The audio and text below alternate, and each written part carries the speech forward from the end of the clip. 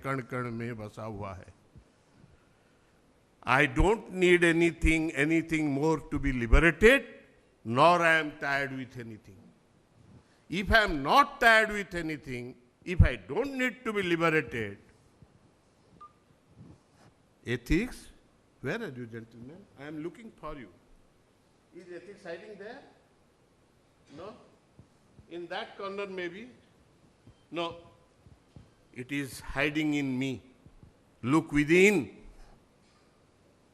Look within. Let us have the opportunity to learn something from our CMD sir. He wants to advise us something, yes. Yeah, this house has got many followers and disciples of Jaggi Vasudevaji. And his famous line normally ends with Shivoham. So what we speak when we say Soham, and then added to that Tattvamasi. And again we find the extension here in Shivoham. So maybe you or any of the followers here, those who follow the sayings of Jaggi Vasudeva, could explain it better. Shivoham, Aham Shiva, Soham, he and me, we all are one. Identifying myself with the Creator. And Creator and the creation, when they become one, perhaps the search ends there. Sir. Well, thank you, sir. Thank you for guiding us in such a powerful manner. Now, I would tell you a typical thing, sir. We all, none of us like insignificance. We are all like always to be significant. Right? So, why I want to be significant? Significance, knowing well, a king is not cared for, is not significant beyond his kingdom. Even if the CMD is a very important person in Neyveli. A street dog, while he is walking on the road for a morning walk or a jogging or anything, may not recognize him as the CMD and may bark at him. Hey, you, why are you walking here? Why are you jogging here? So for that, at that point of time, Mr. CMD is not significant for the dog. That is also a creation of God. You and me, we do not know if we will not become a dog in the next birth, or a worm or anything. So that is different. So we don't want significance. But we want to become significant. We want to change the world, the surroundings around us. We always attribute all of our problems to somebody else. This happened to me. If my boss wanted, he could have given me some consideration and saved me from this situation. I will never think that, well, the decision that went against me probably was right. In that sense, I will never judge the matter. I will judge always with the sense that I was done wrong with. We want to change the world around us. Is it possible? No. Here, what happens? I am the problem and I am the solution.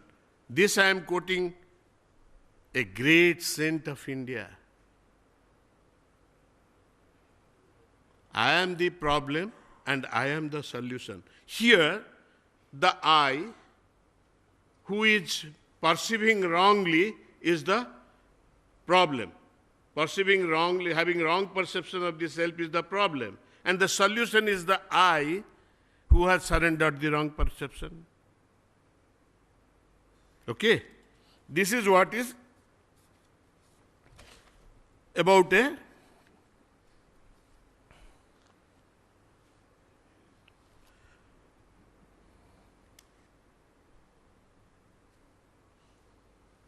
Now, ethics and ethical governance. How can we think of ethics in a place of competition?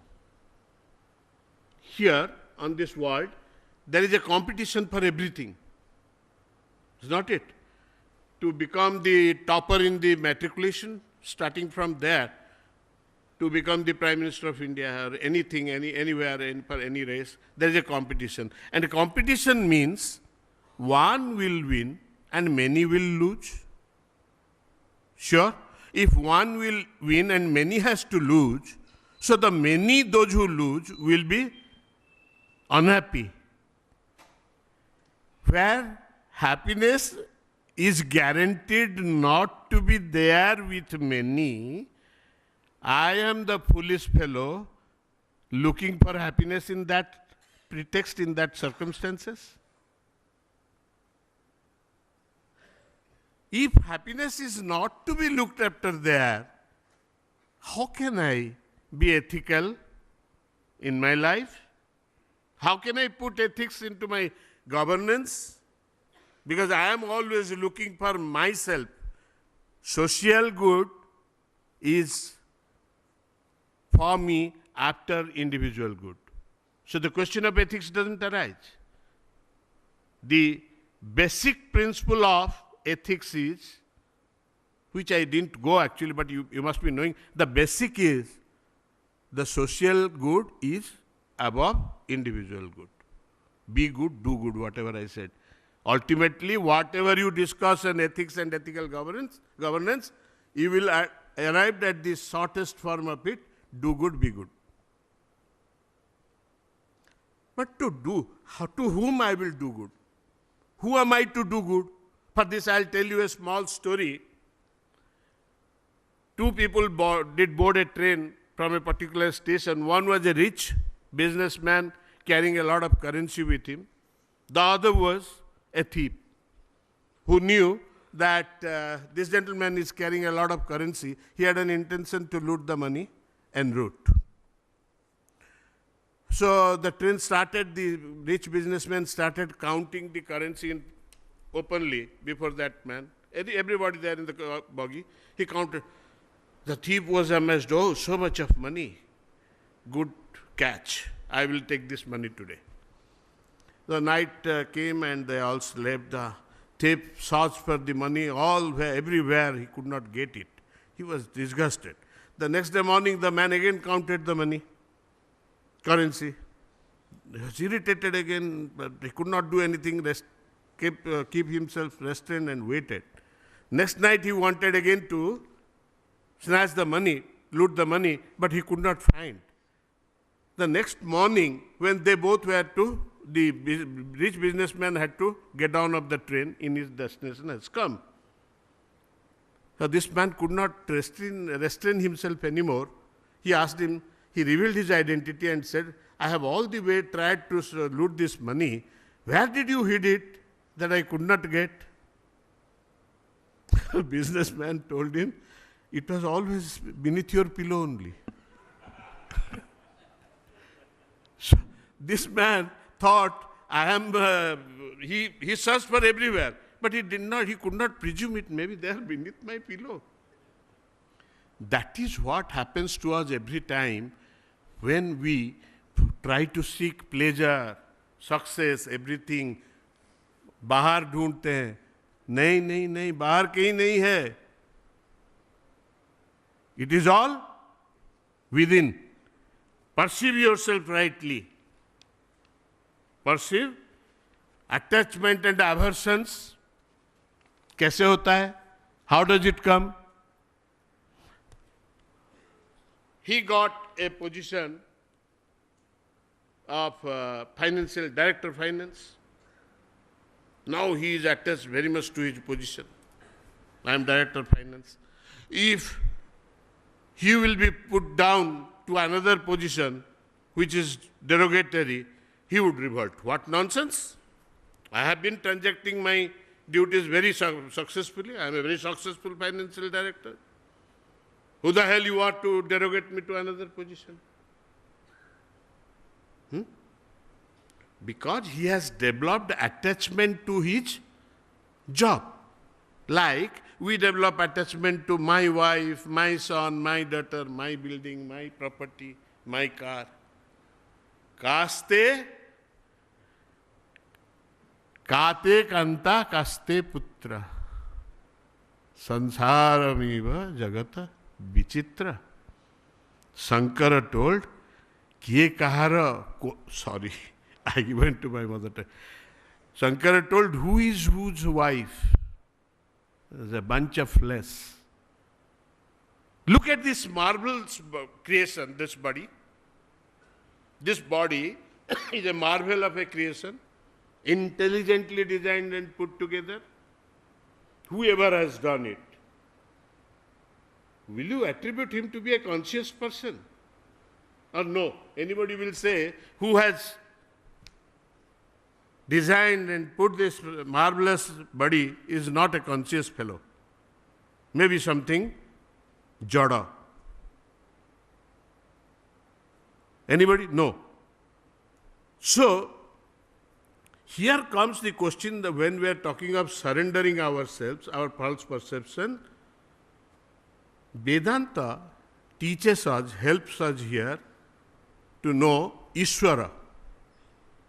Ishvara, the word is derived from I is all that exists. Jo kuch, all that is there, all that exists is Brahman.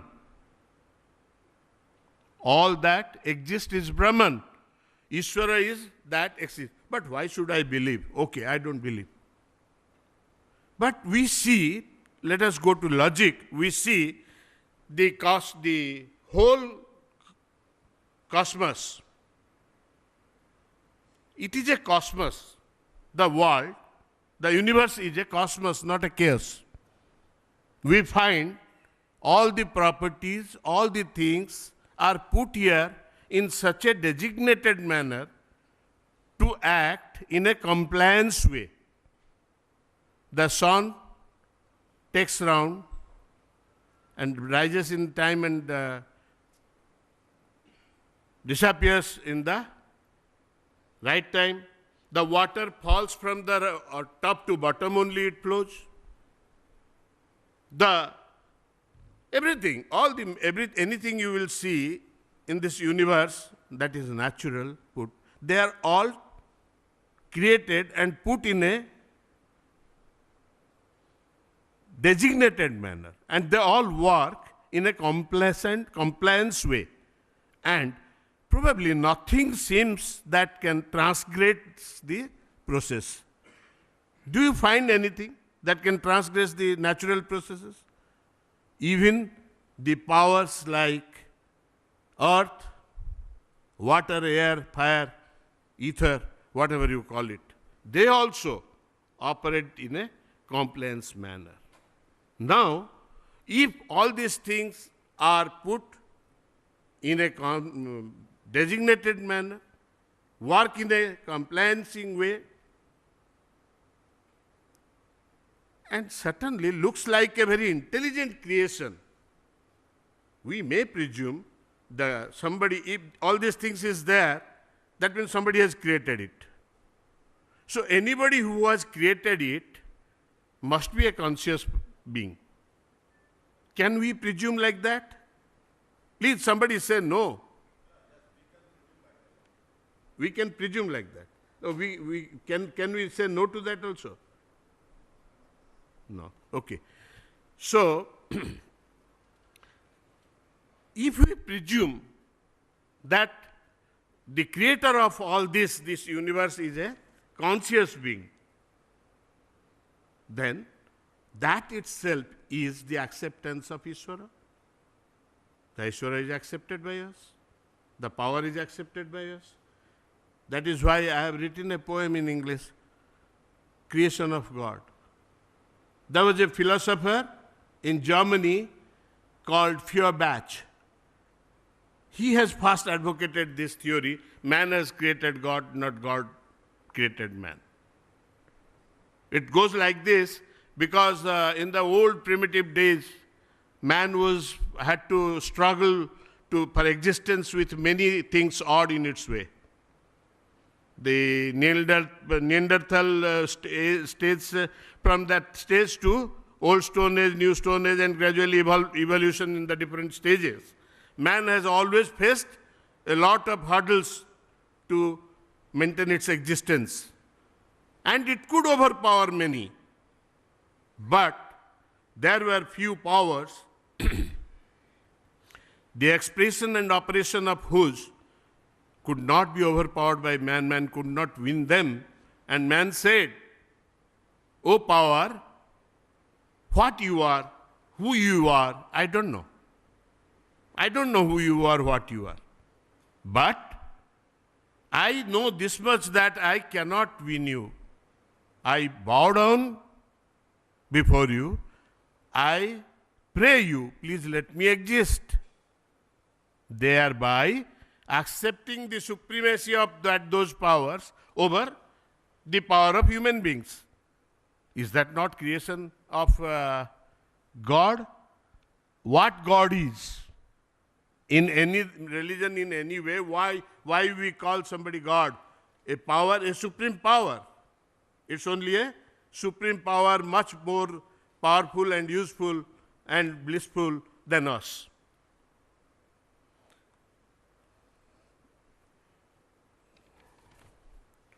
So if we accept that to be a fact, we have to see one thing. The difference between science and Vedanta. While we are discussing ethics, we should provide our discussion with science says consciousness is the property of matter. There are many scientists here, people from science wing. Science says consciousness is the property of matter of property.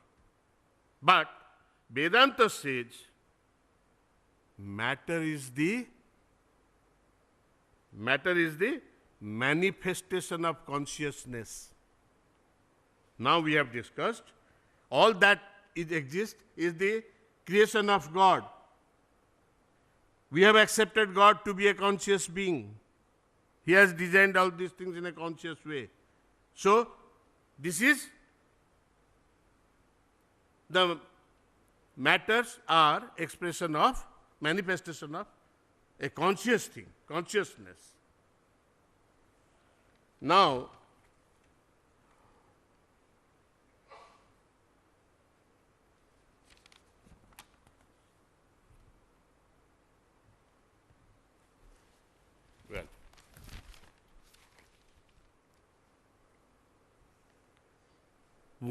the most important thing we need to realize is we are total, we are wholesome, we are full, and we cannot be happy anywhere less than full in any matter.